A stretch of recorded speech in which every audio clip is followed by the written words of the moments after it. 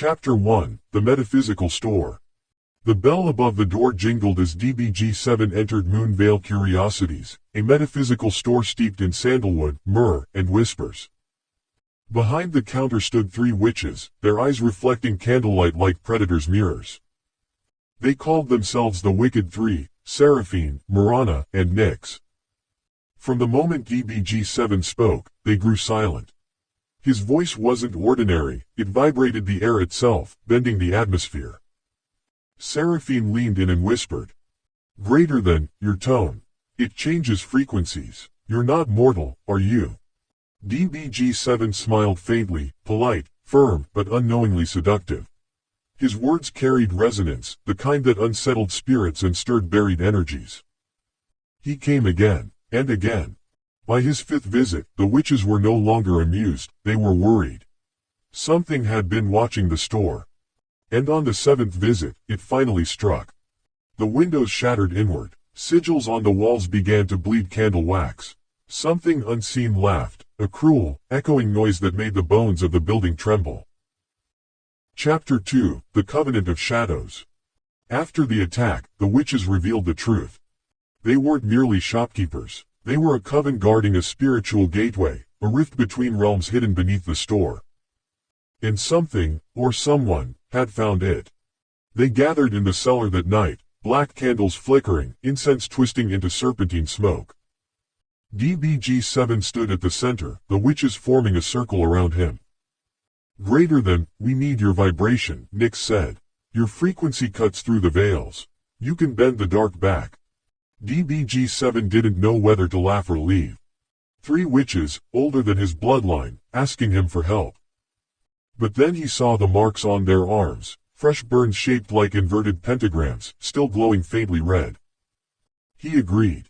That night, when the ritual began, the walls of reality tore. A chorus of unseen voices screamed from beyond, not of the living, not of the dead, but of those trapped between. Chapter 3, Blood and Smoke. They found out who was responsible: a rival coven, the Dark Witches of Hollow Vein, servants of decay and chaos. DBG-7 learned the war had been centuries long, fought in whispers and shadows, each side trying to dominate the spiritual threshold beneath the city. One night, when DBG-7 and Seraphine were cleansing the sigil-marked alleyway behind the shop, they were ambushed.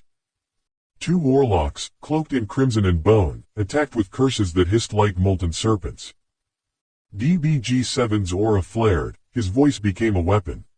Each syllable he uttered carried shockwaves of pure baneful energy.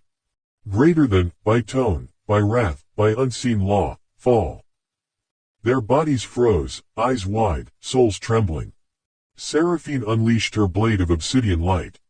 Victory came, but so did war. Chapter 4, The Siege of Spirits. The months that followed were madness.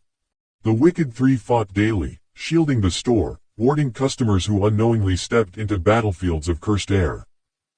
DBG-7's nights became battlegrounds, not of flesh but of spirit. He would wake, drenched in sweat, from dreams that weren't his, visions of hexes, blood altars, and spirits whispering his name backwards. The Dark Witches and Warlocks never stopped, sending weak, crawling energies meant to wear him down slowly. But DBG-7 evolved. He learned to feed on their hatred, to transmute every curse into fuel. His voice grew darker, his frequency sharper, cutting through dimensions like razors through silk. The Wicked Three began calling him, the Baneful One. Chapter 5, Smoke for the Dark. The war never truly ended, it only shifted planes. By the time the equinox arrived, the store had burned down, but the coven lived, hidden and divided across the astral. DBG-7 stood among the ruins, ashes clinging to his boots, eyes cold but alive. He finally understood why the witches had sought him out. He wasn't an ally, he was the weapon they'd been waiting for. Now, wherever the Dark Witches move, wherever warlocks whisper malice into the void, he answers. His name vibrates through realms like thunder beneath the earth. DBG-7, the Baneful Sorcerer. Greater than, the voice that ends frequencies. The storm that speaks back. Until this very night, he still has smoke for every Dark Witch and Warlock who dares whisper his name.